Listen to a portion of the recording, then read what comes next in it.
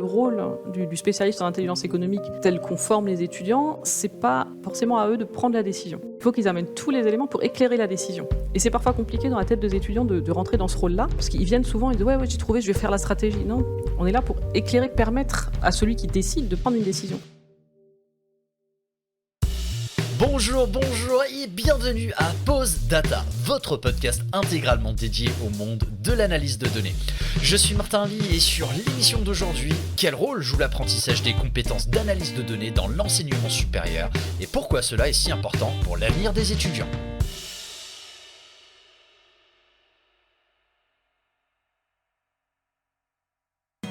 On en parle souvent, la donnée est vraiment partout, et donc les compétences pour l'exploiter sont de plus en plus sollicitées, voire exigées. Et le phénomène le plus parlant est que ces compétences ne sont plus cherchées qu'au niveau d'experts en la matière comme des data scientists ou ingénieurs de la donnée, mais dans quasiment tous les métiers. Cette évolution qui se fait au niveau des carrières et métiers d'aujourd'hui et de l'avenir doit s'anticiper dans l'enseignement. Et nous n'évoquons pas ici que les programmes classiques et traditionnels d'école d'ingénieurs ou de cursus technique.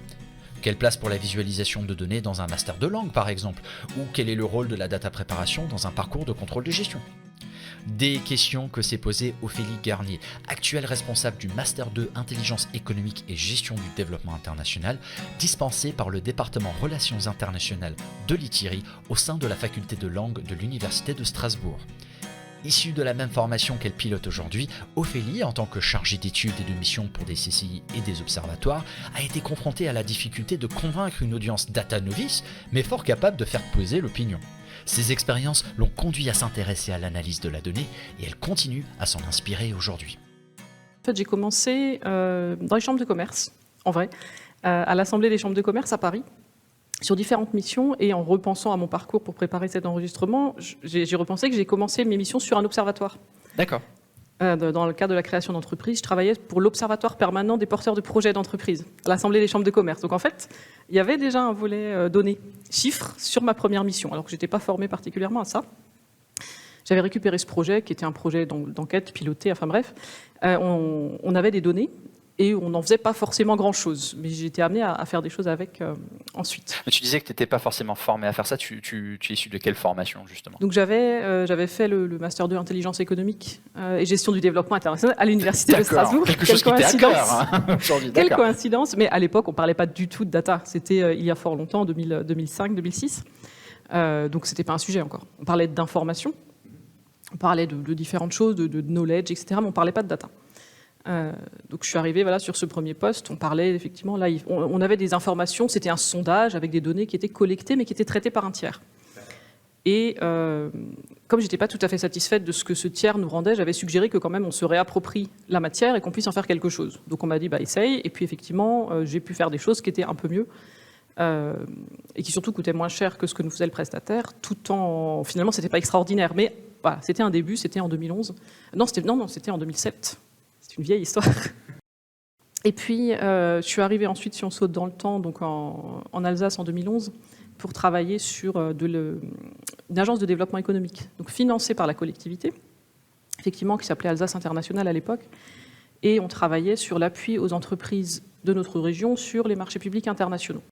D'accord, ça consiste en quoi pour ceux qui ne connaîtraient pas du coup les Concrètement, on faisait de l'appui aux entreprises qui s'intéressaient pour aller chercher des marchés ailleurs qu'en France, ailleurs qu'en Europe même, donc plutôt sur l'Afrique, plutôt sur l'Europe de l'Est, marché financé notamment dans le cadre de l'aide au développement. Alors, pas simple, en gros, la Banque mondiale qui veut financer un projet sur l'érosion côtière au Togo va avoir besoin de prestataires pour faire du BTP spécialisé là-bas, et la Banque mondiale va devoir publier des appels d'offres pour trouver des prestataires, et donc c'est des marchés qui sont concurrentiels et qui sont, pourquoi pas, ouverts aussi aux concurrents alsaciens.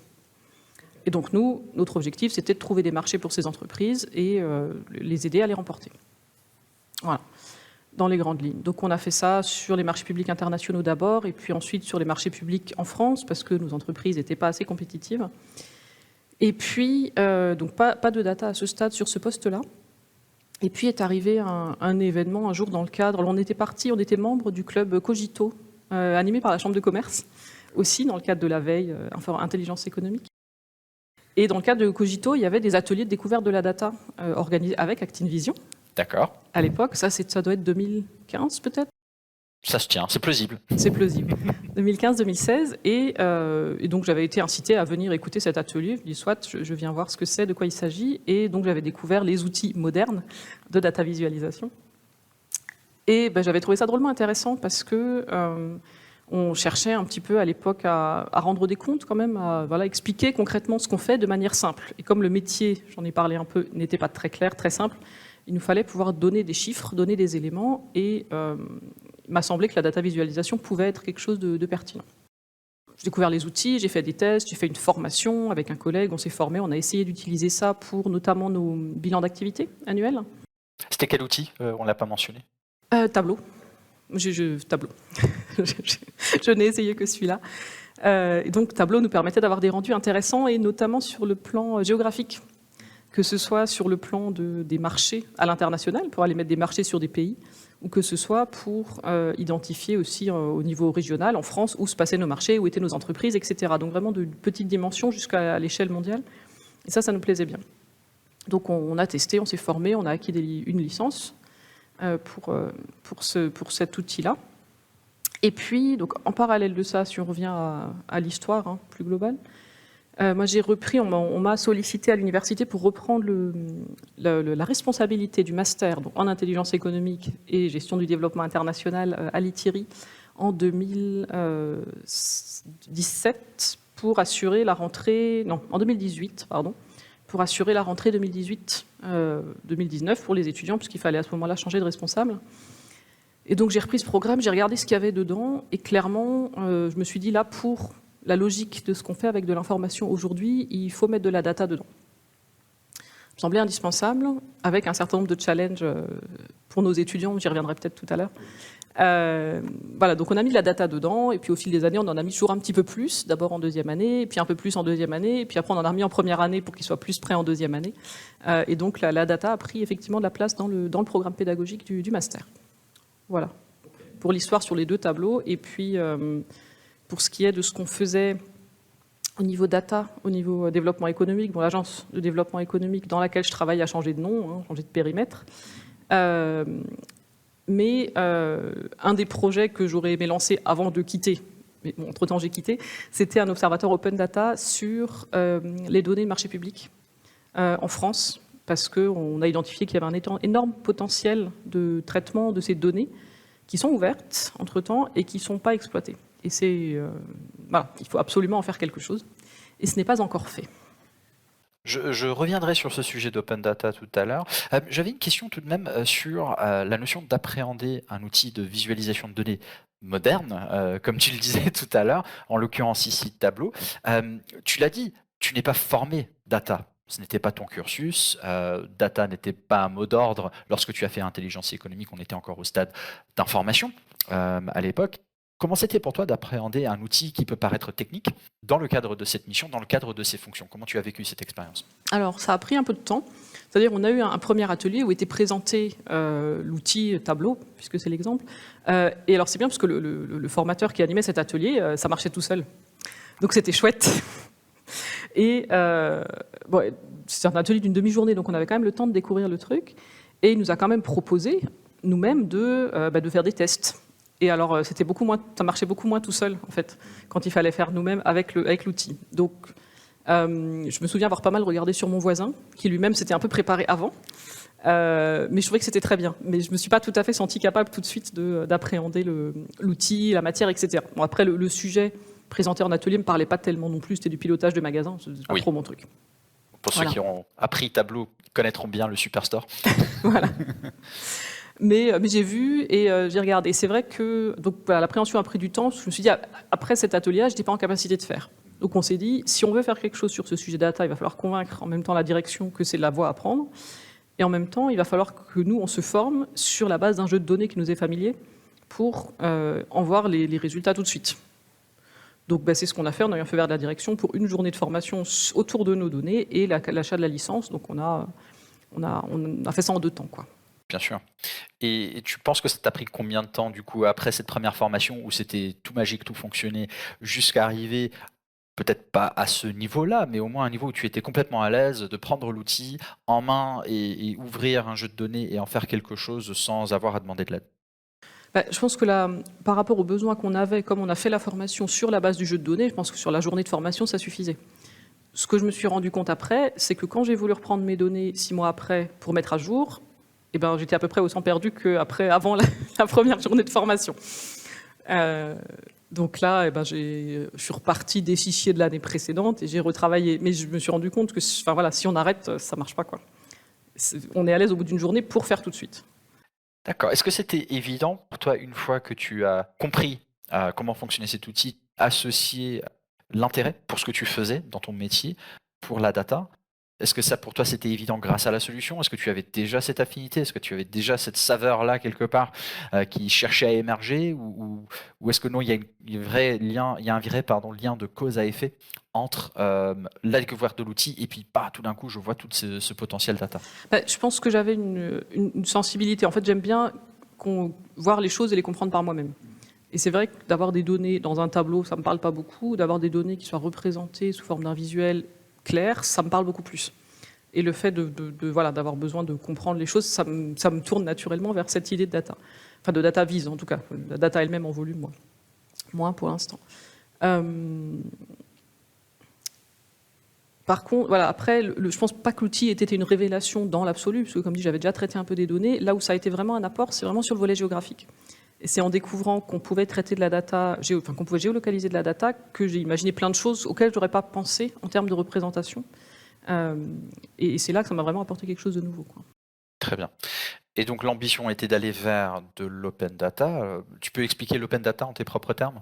Alors, dans les propres termes, l'open data, c'est de la donnée qui est capitalisée par des outils et qui va se retrouver en paquet, selon un format standardisé, dans des tableaux divers et variés, avec alors 1 ou 2 ou 3 formats standardisés, en tout cas selon des standards numériques, et auxquels on peut accéder de manière ouverte surtout. Mais la grande blague de l'open data, c'est pas parce qu'on y accède qu'on peut en faire quelque chose. Pourquoi? Question de format, de compétences? Alors, question, tout. Alors déjà de format, il y en a plusieurs, donc ça a priori on peut trouver. C'est surtout de qualité de la donnée, enfin de qualité des bases de données. La donnée elle-même toute seule, je pense qu'elle ne change pas grand-chose, mais la qualité des bases de données.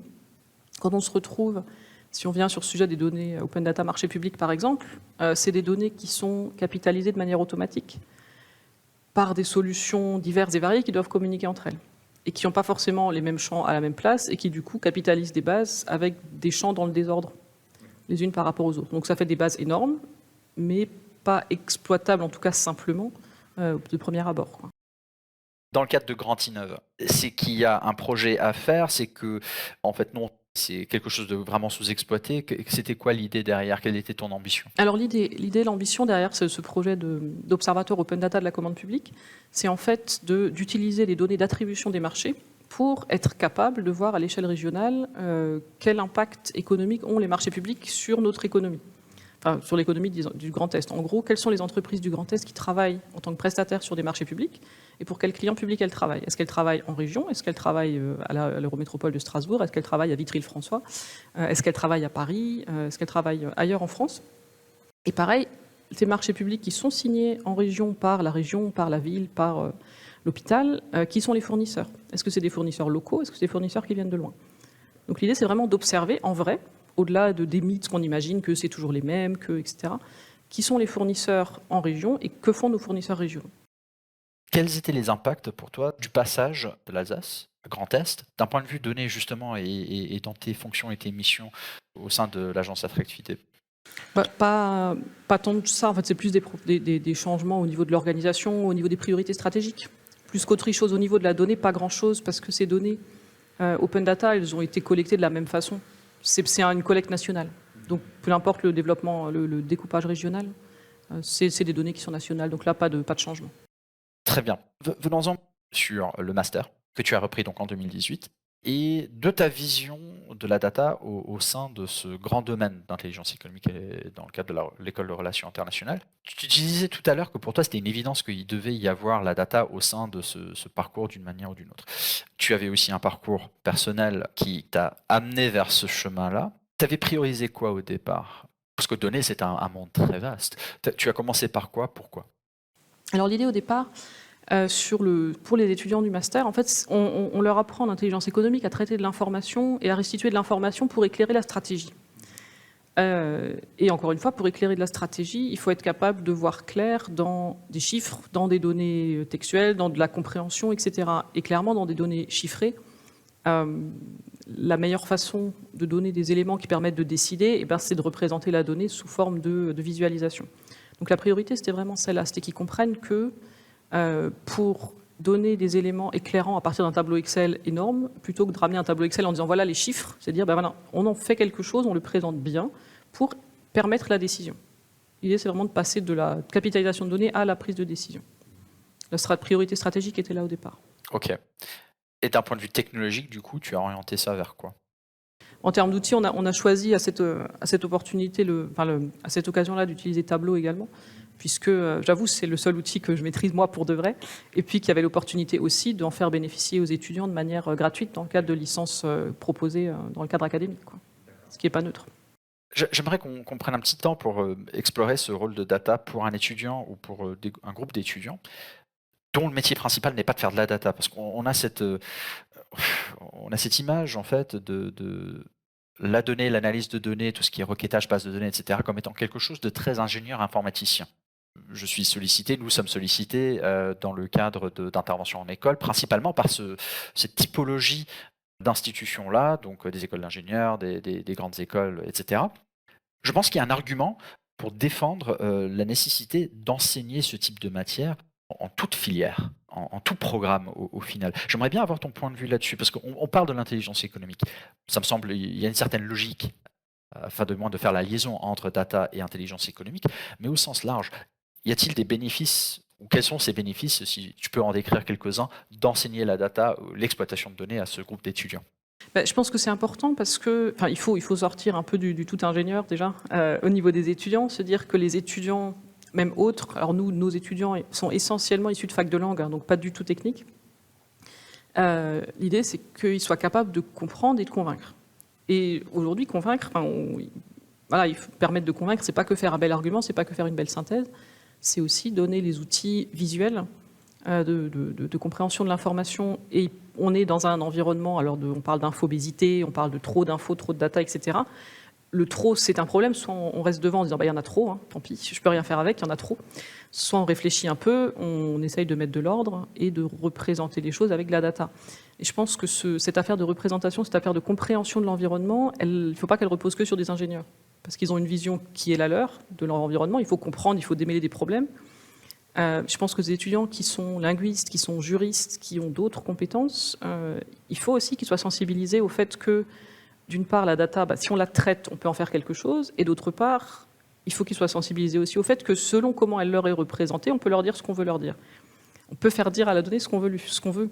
Et ça, il faut qu'ils soient sensibilisés aussi à cet esprit critique vis-à-vis de la représentation des chiffres. Et ça, quels qu'ils soient les ingénieurs, comme les autres qui ne sont pas ingénieurs, d'autant plus. Il y a une notion de qualification métier, j'ai envie de dire, de la donnée dans ce que tu précises et ce que tu évoques. Contrairement à de l'appréciation quantitative de la donnée, on est vraiment sur une analyse qualitative, d'une part, quand tu dis est-ce que cette donnée est utile ou pas, et de l'autre côté, l'exploitation de la donnée qui est faite par autrui, comment interpréter le message sous-tendant, sous-jacent, qu'est-ce qu'on essaye de me faire comprendre, qu'est-ce qu'on essaye de me faire croire. Ton avis donc, c'est que c'est critique aujourd'hui, surtout qu'on est inondé de données. C'est qu'aujourd'hui, il faut être conscient que il faut être capable soi-même de donner du sens aux chiffres et il faut être capable de comprendre que celui qui veut peut leur donner un sens qu'il veut si on n'a pas la capacité à les regarder soi-même, quoi. Donc c'est un peu cet esprit critique, effectivement, vis-à-vis aussi des chiffres et de ce qu'on leur fait dire. Ouais. Très bien. Et ça, donc, c'est quelque chose que tes étudiants en master voient dans le cadre de leur cursus intelligence économique. Ce qu'ils voient, alors on travaille sur sur l'esprit critique, on en parle pas mal. On a 8 ou 16 heures de cours vraiment là-dessus pour qu'ils se rendent compte qu'il ne faut pas juste qu'ils essayent de croire tout ce qu'on veut leur dire, qu'il faut que chaque fois qu'on leur essaye de les convaincre de quelque chose et qu'ils ne comprennent pas vraiment ou que ça semble trop évident, au contraire, il faut qu'ils aient une lumière qui s'allume et qu'ils se disent « Attends, on repose les choses, on va démêler le problème de manière analytique ». Ça, de manière générale. Sur la donnée en particulier, on ne le traite pas tellement sur la partie « Attention, est-ce qu'on va essayer de me dire ?» On va surtout les faire travailler à essayer de construire eux-mêmes des représentations Et en le faisant en collectif, je pense qu'ils en tirent quand même pas mal d'enseignements sur qu'est-ce qu'on peut faire dire en partant chacun dans un sens différent sur la même base de chiffres. C'est intéressant, donc ce côté travail en équipe pour arriver à une vision de par la donnée. Comment est-ce que tu les encourages et les amènes à cette réflexion-là? Parce qu'il y a plusieurs phases. Rien que sur l'identification d'une source de données, comment est-ce qu'elle est sûre? Comment je peux en vérifier la véracité et la validité de cette donnée? Quelles sont les approches que tu préconises à ce niveau? Alors là-dessus, ça j'en parle plus largement au niveau de l'information. Pour moi, la donnée, elle rentre dans un cadre d'information, c'est-à-dire on va déjà effectivement vérifier la source, d'où viennent les choses, etc. Donc ça, c'est dans toute démarche universitaire, je dirais. De toute façon, un étudiant qui est à l'université, en principe, il va vérifier qui lui parle. Alors, ils sont de moins en moins sensibilisés, ils sont de plus en plus... les dernières années, ils ont tendance à croire un petit peu ce qu'ils voient sur les réseaux sociaux, ça clignote, c'est beau, ça doit être vrai. Ils commencent à en revenir un peu. Parce qu'ils se rendent compte que la propagande, etc., tout ça, ça existe. Maintenant, dès lors qu'on a des sources, on les fait travailler sur la notion de complotisme, par exemple. On dirait que quand tout va dans le même sens, peut-être que c'est parce qu'on est un peu manipulé. On les fait travailler effectivement sur des sources on fait vérifier, par exemple, sur des journaux, sur différentes sources, même sur Internet, sur qui est derrière. Toujours aller vérifier quand on trouve une source qui publie, qui est le responsable de la publication. D'où ça vient, quelle est l'origine de la source, quelle est l'origine du site, etc., etc. Ça, c'est des choses qu'on les pousse à vérifier. Et quand ils vont chercher une base de données sur un site, il faut qu'ils regardent d'où vient le site, quoi. Et qui l'a publié et dans quelle mesure c'est effectivement exploitable. Alors, c'est vrai que l'open data, en ce sens, pour moi, on va se référer à des bases qui sont plutôt officielles, dans ma vision, ce qui nous permet d'avoir un minimum de garantie. Maintenant, d'aller récupérer des données environnementales chez Total, par exemple, pour en faire une analyse, ce serait intéressant, à croiser peut-être avec d'autres sources. Ça apportera une certaine couleur, bien sûr. Je pense que c'est intéressant aussi d'évoquer les notions de biais comportementaux dans le cadre de ce type d'analyse. J'imagine que... est-ce que c'est quelque chose que vous abordez aussi dans le cadre des masters? Les biais cognitifs, oui. Oui. Ouais. Alors, j'ai pas directement d'exemple. Hein. C'est un cours que j'ai confié à quelqu'un qui est spécialisé sur le domaine. Donc, je l'ai pas étudié moi-même de manière approfondie. Mais clairement, on parle par exemple de biais de confirmation ou ce que je disais tout à l'heure. Dès lors qu'on trouve que des informations qui vont confirmer ce qu'on pense, on a envie d'être d'accord. Et c'est là qu'il faut se dire, mais attends, si je suis d'accord avec tout ce que me déroule cet argumentaire, c'est que peut-être il faut que je le questionne. Par exemple, pour celui-là, il y en a plein d'autres que j'ai pas en tête là. Mais effectivement, tous ces biais, c'est un sujet sur lequel on travaille. Sur lequel ils sont amenés à faire des exercices aussi. L'intervenant qui est un chercheur d'ailleurs, qui travaille sur ce sujet-là, leur demande de chercher, par exemple, des arguments favorables et défavorables à un même sujet, typiquement sur le nucléaire. Il faut que les étudiants soient capables de monter un argumentaire pour et contre. Et d'autres sujets de société comme ça, un petit peu touchy. Et il faut que les étudiants qui ont une conviction aillent chercher des arguments dans le sens de leur conviction, mais aussi inverse. Et ça, c'est un exercice qui leur montre que finalement, si on va chercher que ce qui nous intéresse, on se rend bien compte qu'il y a un biais. Alors que si on s'oblige à devoir monter un argumentaire prouvé avec des sources, on en trouve dans tous les sens qui permettent de circonscrire le sujet, quoi. Ça, c'est un monde vaste et vraiment très intéressant. Et je pense qu'avoir cette notion critique, c'est pas formuler une opinion ou un jugement, mais vraiment une analyse critique de la chose qui va sur la nature même de ce qu'on est en train de lire. Tu l'as dit à juste titre, nous vivons dans un monde où tout nous est affiché presque en temps réel. Ça clignote dans tous les sens, les réseaux sociaux sont un fort contributeur à ce niveau-là, et nous vivons dans une société qui a de plus en plus de mal à faire la part des choses. Est-ce qu'il n'y a pas une responsabilité au niveau d'institutions comme l'université de sensibiliser, d'éduquer à ce niveau-là? Est-ce qu'on devrait même peut-être se poser la question encore plus tôt? Alors, on le fait à l'université, ça fait partie, hein, quand on évalue un mémoire, etc., on va vérifier l'analyse critique. Donc, de toute façon, c'est l'appareil critique, pardon. Ma collègue chercheuse utilise toujours la notion d'appareil critique quand elle va évaluer un travail de recherche. Donc, systématiquement, on va vérifier si les sources, on vérifie toujours les sources d'un travail universitaire. Voilà.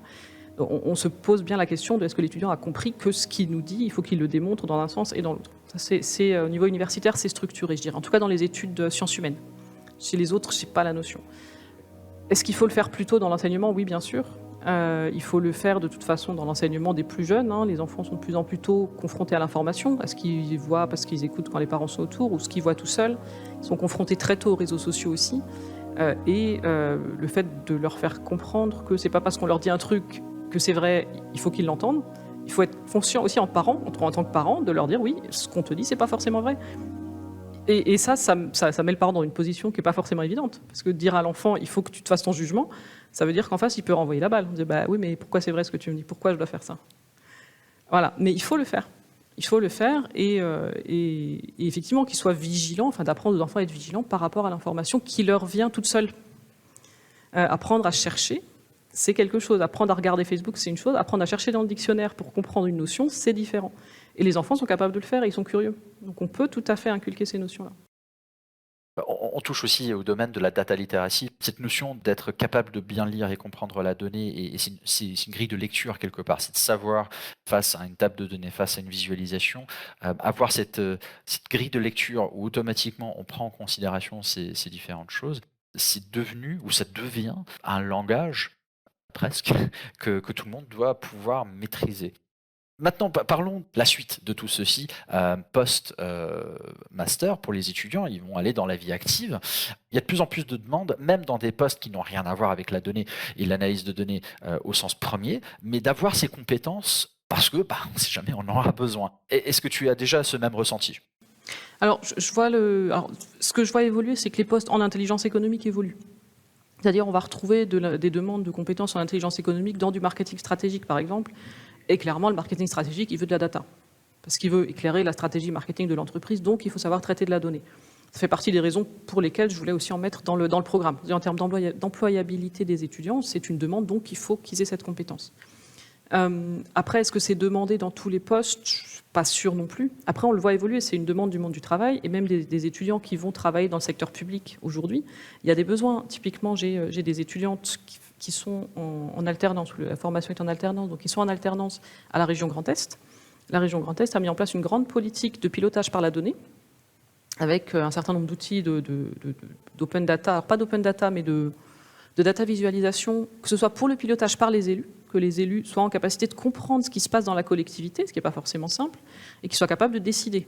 Ils décident très vite sur des données très complexes. Donc il faut leur donner de la matière simple et représenter de cette façon-là.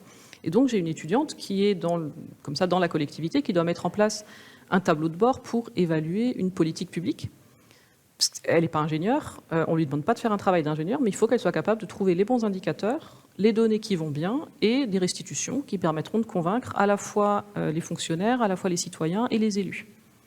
Donc sur des postes fonction publique, on n'attend pas forcément la data, mais ça c'est demandé et c'est exploité. Donc il y a une notion de compétence technique un peu quand même, mais à t'entendre, il y a beaucoup de savoir-faire métier général, de relationnel aussi. Oui. Il faut, ça c'est dans tout travail de restitution d'informations plus largement que la donnée. Pour pouvoir restituer concrètement et de manière utile une information, il faut être capable de comprendre le besoin. Et comprendre le besoin, c'est quoi? C'est lire le brief, comprendre le brief, et échanger avec celui qui a un besoin pour qu'il l'exprime le plus clairement possible, pour faire une présentation qui réponde à la demande. Et que la présentation, ce soit effectivement une présentation, alors avec la data visualisation ou pas, peu importe, mais présenter une synthèse d'un article, si on ne sait pas quel était l'axe attendu de la synthèse, il ne servira à rien. Et s'il y a de la data, c'est encore plus parlant, parce qu'une data visualisation qui explique un truc qu'on n'a pas demandé, ça va se voir très très vite. Donc comprendre le besoin, échanger avec les collègues, comprendre qu'est-ce qu'il y a comme matière exploitable, oui, c'est essentiel. Et c'est toute la finesse de l'intelligence économique sur le sujet, c'est d'aller chercher le besoin de manière un peu plus, peut-être plus fouillée qu'un autre profil. C'est presque l'art, quelque part, de la chose. Mais ça reste un outil d'aide à la décision, de pilotage, mais qui permet à faire l'interprétation. C'est ce qui donne lieu à l'action qui suit derrière. Comment le master que tu déploies aujourd'hui développe ses compétences justement de prise de décision? Au final, on a beaucoup parlé de l'analyse, du jugement, mais après, il faut passer à l'acte. Comment on y arrive? C'est toute la subtilité qu'il faut faire comprendre aux étudiants, la position, le rôle du spécialiste en intelligence économique tel qu'on forme les étudiants, c'est pas forcément à eux de prendre la décision. Il faut qu'ils amènent tous les éléments pour éclairer la décision. Et c'est parfois compliqué dans la tête des étudiants de rentrer dans ce rôle-là, de se dire, parce qu'ils viennent souvent, ils disent ouais, j'ai trouvé, je vais faire la stratégie. Non, on est là pour éclairer, permettre à celui qui décide de prendre une décision. Et c'est pas un rôle qui est facile à tenir, parce que ça veut dire qu'il faut amener tous les éléments, essayer de convaincre dans un sens ou dans un autre, ou amener les éléments à plat selon la demande, mais tout en se réservant la décision. On peut faire des préconisations, On peut en faire plusieurs dans différentes directions, mais on ne prend pas la décision. Ce qui est le cas dans pas mal de boulot, finalement. Dans une entreprise, ce n'est pas forcément le directeur marketing qui va prendre la décision. Il va amener la meilleure décision qui lui semble à lui au niveau du marketing, mais si ça ne correspond pas aux autres problématiques de l'entreprise, peut-être le grand chef va dire non, c'est autrement. En politique, c'est pareil. C'est pas ceux qui voient les choses sur le terrain, ceux qui remontent les informations, qui vont prendre la décision. À eux, par contre, de convaincre pour que la décision qui soit prise soit la bonne. Tu décris aussi un peu le métier de consultant tel que je le connais. Oui, également. tout à fait. C'est ça. Enfin, les gens qui font du pilotage par la donnée dans une collectivité, il faut qu'ils aient le recul qu'aurait un consultant. Parce qu'il faut être capable de dire, cette politique publique-là, on a bossé dessus, on a dépensé de l'argent, et en fait, ça n'a pas marché. Et être capable de dire ça n'a pas marché, il faut y arriver, même quand on fait partie d'une organisation. Donc on est un peu consultant interne, même si les collègues ont fait un super boulot, qu'ils ont suivi la politique publique telle qu'elle était donnée, et que ça n'a pas marché, il faut pas. C'est pas celui qui fait l'analyse qui doit dire j'assume ça n'a pas marché, c'est dire j'analyse que ça n'a pas marché. C'est pas qu'on y a mis de la mauvaise volonté, c'est juste que ça n'a pas marché. Comment on fait pour en faire mieux demain? Mais il faut pas juste. Et ça, il faut le recul. Et c'est vrai que la position de consultant est souvent plus facile, parce qu'on s'en fout, on n'a pas fait partie du dispositif, donc on vient analyser. Quand on a fait partie d'un dispositif et qu'on doit constater un échec, c'est quand même dur. Si ça a bien marché, il faut aussi éviter d'être trop dans l'enthousiasme, de dire ça n'a pas marché. Enfin, ça a marché, oui, mais qu'est-ce qu'on peut faire mieux demain? Il ne faut pas juste se dire c'était parfait, tout est merveilleux. Il faut avoir ce recul critique, encore une fois, et être dans l'analyse. Et ces compétences-là, elles sont plus de l'ordre des soft skills, on les retrouve pas mal chez les étudiants qui sont non scientifiques. Enfin, peut-être qu'on les trouve aussi chez les scientifiques que je ne connais pas, encore une fois, mais les non-scientifiques ont peut-être plus ces capacités qu'ils ont travaillé dès le départ. On travaille moins peut-être leur logique, leur rigueur au démarrage, mais ils ont d'autres choses qu'ils ont développées et il faut ramener dessus de la rigueur et du travail de fond plus technique à la fin. Bien sûr, mais alors l'art de convaincre et de communiquer, c'est quelque chose, on ne va pas s'étaler dessus, c'est pas le sujet forcément d'aujourd'hui, mais est-ce que c'est quelque chose que tu fais un focus particulier dans le cadre du Master IE ou est-ce qu'il y a des exercices, des mises en scène, ce genre de choses? Alors, on a dans le cadre du master, effectivement, alors intelligence économique, on peut rentrer dans la définition, il y a 3 piliers, tout ça. On peut. Là, on peut. L'information, donc tout ce qu'on va mettre la veille, la collecte d'informations, etc. La protection de cette information, pour pas que le voisin vienne la piquer, et puis l'influence. Et effectivement, tout ce qui relève de l'influence, on va être dans cet exercice de convaincre, dans ce travail sur le lobbying, donc dans l'identification d'abord de ces cibles, et puis ensuite dans le fait de travailler à les convaincre. Donc ça, c'est un module qu'on a effectivement, qui marche très bien, où je fais intervenir quelqu'un de Bruxelles qui est dans cet environnement-là, évidemment, sinon c'est pas drôle, et qui fait effectivement faire aux étudiants des exercices où ils doivent se mettre dans le rôle, pareil, de convaincre sur un sujet européen leurs homologues, et on est dans du jeu de rôle complètement. Je sais que je reviens un petit peu en arrière, mais tu démarrais sur le côté technique avec la visualisation de données. Aujourd'hui, l'offre au sein du master s'est un peu étoffée, je crois. Ça couvre quoi aujourd'hui ? Alors, de ce que j'en ai vu, donc on a effectivement élargi le volume horaire sur la partie données. Alors en première année, donc nos étudiants en première année, ils sont en master de relations internationales, donc c'est assez large. Et on ne s'attend pas à traiter de la donnée en relations internationales, mais c'est pour ça qu'on l'a fait. Donc on les fait travailler plutôt sur de la préparation de base, pour qu'ils soient capables, quand ils trouvent des données ou qu'ils doivent en constituer eux-mêmes, de préparer quelque chose qui pourrait être utile. Parce que c'est une difficulté à laquelle moi j'étais confronté, à laquelle tout le monde se voit confronté, je pense, quand on veut faire une data visualisation. Les données, ça marche jamais du premier coup. Parce que les tableaux, ils sont jamais assez bien faits, parce que les lignes, il n'y a pas exactement le bon caractère dans la bonne case à la ligne numéro 3712. Il y a un truc qui ne va pas et ça va perturber toute la base. Donc c'est affreux. Donc on s'est dit qu'on allait d'abord former les étudiants à préparer leur base de données pour qu'ils soient capables de faire des choses propres dès lors qu'il s'agit de visualisation. Première année, c'est plus effectivement la préparation des données pour, en deuxième année, vraiment faire du traitement de la visualisation. En somme, on a des compétences de préparation, de visualisation, de mise en contexte, donc de compréhension, analyse, jugement et communication derrière. Aujourd'hui, 2022, tu as donc quelques années de recul. Comment tu vois les choses ? Là, on parle de 16 années de retour d'expérience. Sur les 16 prochaines années, comment ça va évoluer selon toi ? Boule de cristal maintenant. Boule de cristal, voilà, tout à fait. Je ne sais pas, parce que je ne suis pas devin, mais je pense qu'effectivement, je pense que les compétences techniques, il faut de toute façon les faire entrer dans le panel de compétences des étudiants qui ne sont pas techniques de base. Il faut qu'ils entrent dans le fait qu'il faut arrêter d'avoir peur des chiffres, qu'il ne faut pas se cacher derrière Excel démarre pas sur mon ordi pour dire j'en ferai pas. Donc il faut obliger un petit peu cette acquisition de compétences, parce que je pense que dans le futur, pour y revenir, c'est quelque chose qui va être de plus en plus présent. C'est-à-dire les données ouvertes aujourd'hui, il y en a, je pense qu'il y en a de plus en plus.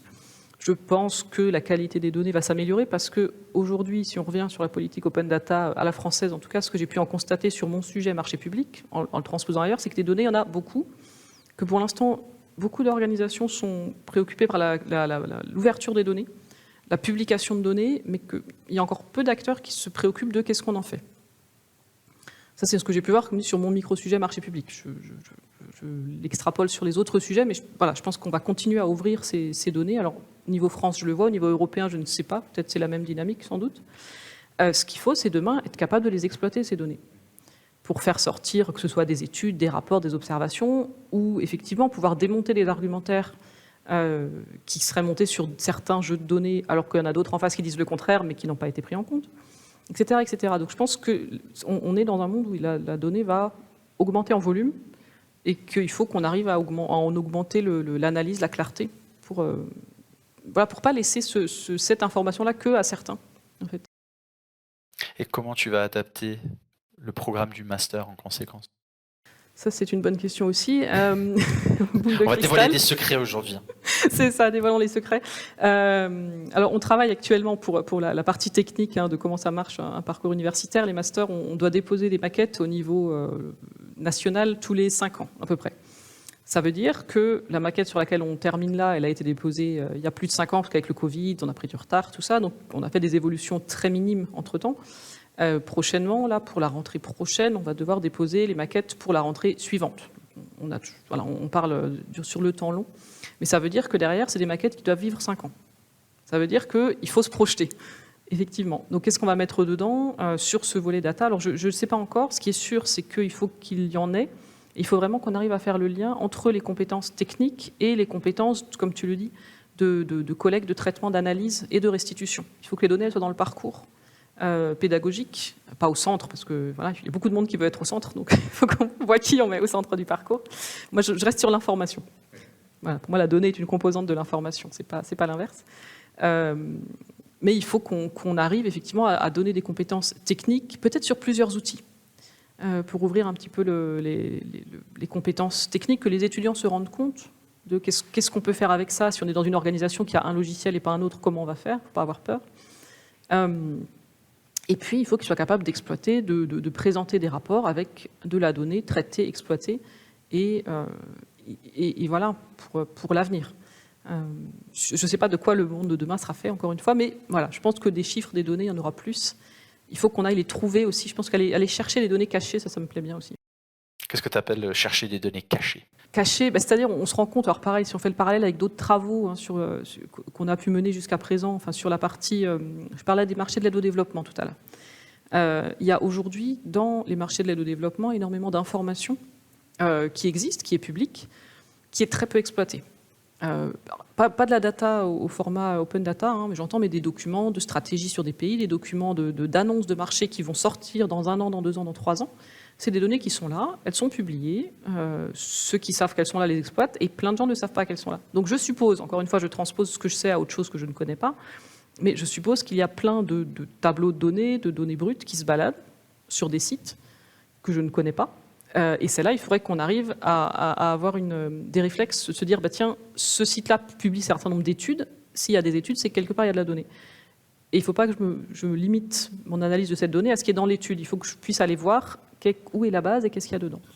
Par exemple, si on s'adresse un peu aux jeunes qui ne sont pas du tout dans des carrières scientifiques au sens chiffres, filière scientifique des études, c'est que ce qui leur fait peur au départ, et je l'ai vu avec mes étudiants et je le vois encore, c'est que quand on leur sort un tableau Excel, ils ont peur. On me dit, je l'ai déjà dit, mais c'est un truc, les étudiants en sciences humaines ont souvent peur des chiffres. Et il faut qu'on arrive à leur enlever cette peur, et je pense, c'est pareil, il faut peut-être commencer plus tôt dans l'enseignement. Maintenant, les mathématiques sont sorties du programme et on les a enlevées, on a vu que plus personne n'allait en faire, donc il faut rechanger ça. Enfin, il faut qu'on arrive à faire en sorte que les chiffres ne fassent pas peur, parce que c'est de là qu'on peut extraire plein de choses, que si on arrive à faire des représentations, des visualisations de données qui convainquent, je dirais pas l'ennemi ni l'adversaire, mais la personne en face, si elle n'est pas convaincue, on arrive à convaincre avec des chiffres. Donc si on a peur des chiffres et qu'on ne veut pas y toucher, on se prive d'une richesse de matière qui permettrait de convaincre. Donc je pense qu'il faut prendre son courage à deux mains et attaquer ces chiffres, même si on les aime pas. Les chiffres font quand même du bien. Oui, voilà, tout à fait, l'absolu. exactement. Il ne faut pas que ce soit un ennemi. C'était Ophélie Garnier du département Relations internationales de l'ITIRI, faculté de langue de l'Université de Strasbourg, sur cette émission de Postdata. Vous pouvez suivre Ophélie sur LinkedIn où elle publie régulièrement les informations ou nouveautés au sujet de son master. On espère que cette émission vous a plu. Merci comme toujours à Joe Moran pour sa contribution musicale et à Elena Godina et Nina Javet pour le marketing et la production. Retrouvez-nous pour notre prochaine émission où nous parlerons des différences et similarités entre le monde de l'éditeur de logiciels et celui des agences data. Je suis Martin Ly, prenez soin de vous et à bientôt.